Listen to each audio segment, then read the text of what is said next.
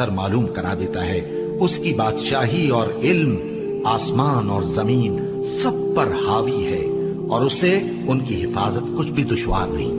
وہ بڑا عالی رتبہ ہے، جلیل القدر ہے. دین اسلام میں کوئی زبردستی نہیں ہے. ہدایت صاف طور پر ظاہر اور گمراہی سے الگ ہو چکی ہے. تو جو شخص بتوں سے اعتقاد نہ رکھے اور اللہ پر ایمان لائے، اس نے ایسی مضبوط رسی ہاتھ میں پکڑ لی ہے جو کبھی ٹوٹنے والی نہیں. اور اللہ سب کچھ سنتا ہے، سب کچھ جانتا ہے.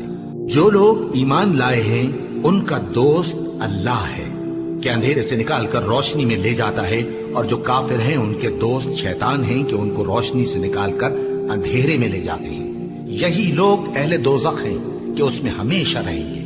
بھلا تم نے اس شخص کو نہیں دیکھا جو اس غرور کے سبب سے کہ اللہ نے اس کو سلطنت بخشی تھی، ابراہیم سے اپنے پروردگار کے بارے میں جھگڑنے لگا؟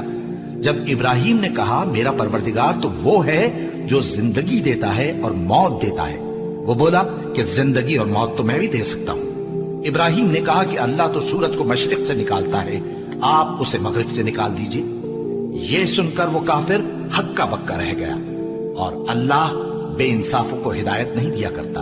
یا اسی طرح اس شخص کو نہیں دیکھا جس کا ایک بستی پر جو اپنی چھتوں پر گری پڑی تھی گزر ہوا، تو اس نے کہا کہ اللہ اس کے باشندوں کو مرنے کے بعد کیوں کر زندہ کرے گا؟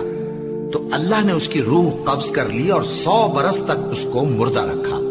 پھر اس کو جلا اٹھایا اور پوچھا تم کتنا عرصہ مرے پڑے رہے ہو؟ اس نے جواب دیا کہ 1 دن یا اس سے بھی کم.